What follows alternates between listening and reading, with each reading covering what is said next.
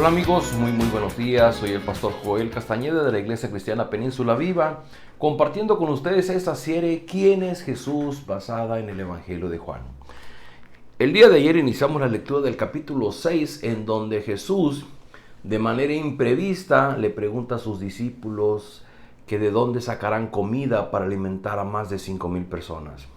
El Señor Jesús se encarga del menú y se encarga de multiplicar el pan para que alcance para todos y sobran 12 cestas. Esta es una expresión del carácter divino de Jesús, multiplicando los alimentos para ser nuestro proveedor.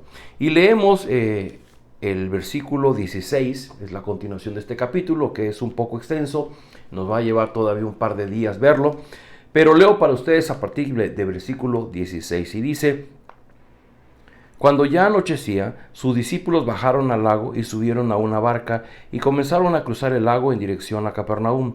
Para entonces ya había oscurecido y Jesús todavía no se les había unido. Por causa del fuerte viento que soplaba, el lago estaba picado. Habían remado unos 5 o 6 kilómetros cuando vieron que Jesús se acercaba a la barca caminando sobre el agua y se asustaron. Pero él les dijo: no tengan miedo, que soy yo. Así que se dispusieron a recibirlo a bordo y enseguida la barca llegó a la orilla a donde se dirigían. Al día siguiente, la multitud que se había quedado en el otro lado del lago se dio cuenta de que los discípulos se habían embarcado solos. Allí había estado una sola barca y Jesús no había entrado en ella con sus discípulos. Sin embargo, algunas barcas de Tiberíades se aproximaron al lugar donde la gente había comido el pan después de haber dado gracias al Señor.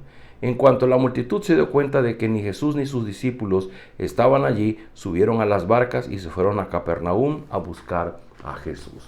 Causa curiosidad cómo después del evento de multiplicar el alimento, Jesús escapa de la multitud, porque habíamos leído en el versículo 14 que Jesús se dio cuenta que querían llevárselo a la fuerza para hacerlo rey, y entonces Jesús se escabulle de la multitud y se va al monte a orar solo. Y sus discípulos cruzan el mar de Galilea para ir a la otra orilla.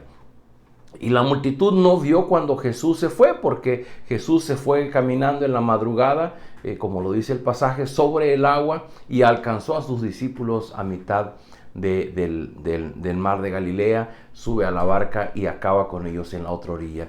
Pero la multitud lo andaba buscando, y eso es lo que tenemos que tener presente al leer este pasaje. La multitud lo estaba buscando. Jesús se les desapareció, querían hacerlo rey. ¿Por qué? Porque Jesús era aquel personaje que ellos tanto esperaban para lograr su liberación como nación. Y sigue diciendo el versículo 25, cuando lo encontraron al otro lado del lago, le preguntaron: Rabí, ¿cuándo llegaste acá? Ciertamente les aseguro que ustedes me buscan, no porque han visto señales, sino porque comieron pan hasta saciarse. Trabajen, pero no por la comida que es perecedera, sino por la que permanece para vida eterna, la cual les dará el Hijo del Hombre. Sobre este ha puesto Dios el Padre su sello de aprobación. ¿Qué tenemos que hacer para realizar las obras que Dios exige?, le preguntaron. Esta es la obra de Dios, que crean en aquel a quien Él envió, le respondió Jesús. ¿Y qué señal harás para que le veamos y te creamos? ¿Qué puedes hacer?, insistieron ellos. Nuestros antepasados comieron el maná en el desierto, como está escrito: pan del cielo les dio a comer. Ciertamente les aseguro que no fue Moisés el que les dio a ustedes el pan del cielo, afirmó Jesús. El que da el verdadero pan del cielo es mi Padre. El pan de Dios es el que baja del cielo y da vida al mundo. Señor, le pidieron, danos siempre ese pan. Yo soy el pan de vida, declaró Jesús. El que a mí viene nunca pasará hambre, y el que a mí cree nunca más volverá a tener sed. Pero como ya les dije, a pesar de que ustedes me han visto, no creen. Todos los que el Padre me da vendrán a mí, y al que a mí viene no lo rechazo, porque he bajado del cielo no para hacer mi voluntad, sino la del que me envió. Y esa es la voluntad del que me envió, que yo no pierda nada de lo que él me ha dado, sino que lo resucite en el día final. Porque la voluntad de mi Padre es que todo el que reconozca al Hijo y crea en él tenga vida eterna, y yo lo resucitaré en el día final. ¿Qué estaba sucediendo aquí? Hemos dicho en otros momentos en estos devocionales que el hombre con un corazón egoísta, aun cuando se acerca a Dios, se acerca con ese corazón egoísta para buscar de Dios aquello que le satisface, aquello que cumple sus expectativas. Es decir, yo voy a Dios porque yo creo en Él y yo creo que Él es tan bueno y es tan misericordioso que lo que yo le pido me lo va a dar. Estas personas habían recibido alimento de parte de Jesús. Y el que él haya multiplicado el pan causó una expectación tal que las personas dijeron, este es el rey que necesitamos. Aquel rey que es capaz de darnos de comer todos los días. Seguramente estamos hablando de personas de un bajo económico, de un bajo poder económico y que pues no habían ni siquiera previsto la comida de ese día. Y Jesús les está dando de comer y eso despierta en ellos la expectativa de, este es el bueno, este es el que podría darme de comer todos los días. Y van buscando a Jesús y cuando llegan a Jesús, pues pareciera que es como un reclamo, Rabí, ¿y cuándo llegaste acá? Y es de las pocas veces que pareciera que Jesús, yo no me lo imagino con una voz quieta, apacible, sino me lo imagino con una voz un poco molesta diciéndole, es que ciertamente ustedes me buscan, no porque han visto el milagro como una señal, como una expresión de algo más, sino ustedes simplemente ven que les di de comer. Y es que habrá que entender que los milagros que Jesús hace son eso, son una señal. Como cuando vamos manejando por la carretera y de repente hay una flecha a la derecha, pues que indica que lo siguiente que viene es una curva y tenemos que prepararnos física y mentalmente para dar la vuelta con el auto. De igual manera los milagros son una señal. Cuando viene un milagro en nuestra vida nos está indicando que después viene algo más. El problema de nosotros con un corazón egoísta es que creemos que el milagro en sí lo es todo. Porque el milagro es lo que yo quiero, es lo que provee mi necesidad, es lo que yo espero de Dios. El problema está en seguir a Dios por solamente creyendo que Él es el que me va a proveer todo cuanto necesito y entonces busco a Jesús para que me siga dando de comer. Pero lo que está dejando claro Jesús aquí es que dice, trabajen no por la comida que perece, trabajen por la comida que a vida eterna permanece. Dice, la cual les dará el Hijo del Hombre, sobre este ha puesto Dios el Padre su sello de aprobación.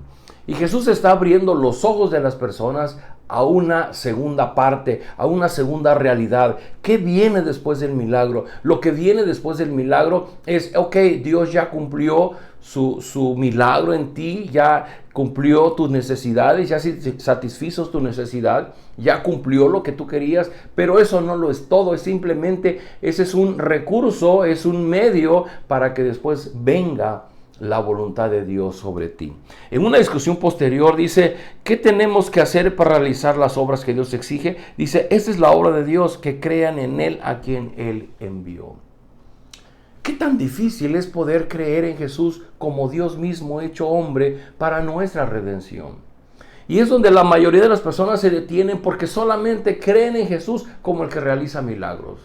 Yo creo en un Jesús todopoderoso que realiza milagros, pero Jesús dice, no, es que no se trata de creer en mí solamente como alguien que hace milagros y cumple expectativas.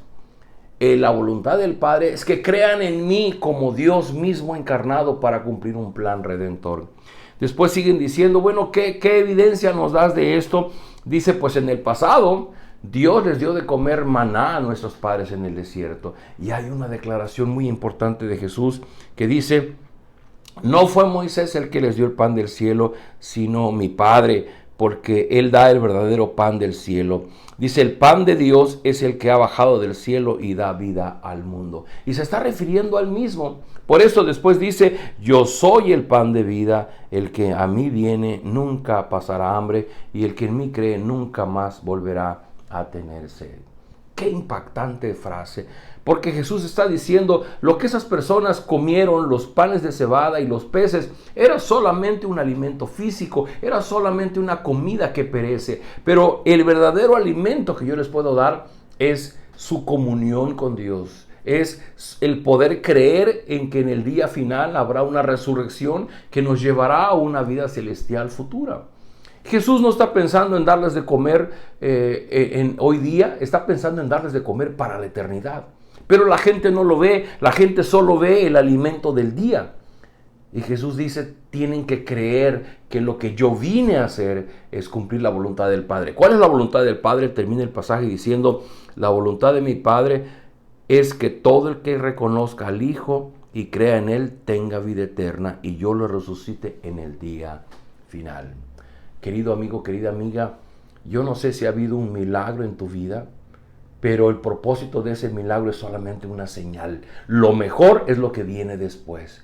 Porque no sé si Dios siga haciendo milagros después en tu vida, pero ese milagro que hizo debería de ser la señal a través de la cual Dios te está indicando que Él va a hacer un milagro mayor por ti. El milagro de una sanidad, el milagro de proveer alimento, el milagro de salir de una crisis es pasajero, es momentáneo. Porque vamos a volver a enfermar y vamos a morir, porque va a venir otro momento en el que seguramente también tendremos necesidad de alimento. Pero lo importante es el alimento que nos sostiene para la vida celestial, para una comunión con Dios que es eterna. Podemos tener hambre físicamente, sí, todos los días, pero el hambre que Jesús viene a saciar es nuestra hambre de una relación personal con Dios que dura para la eternidad. Les invito a que oremos.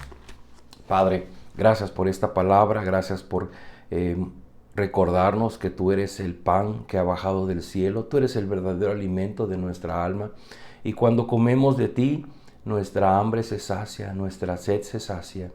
Ayúdanos, Señor, a creer en ti como nuestro Señor y Salvador, a creer que tú eres ese Mesías prometido que vino a cumplir un plan de redención para que nosotros ahora tengamos esa relación personal contigo.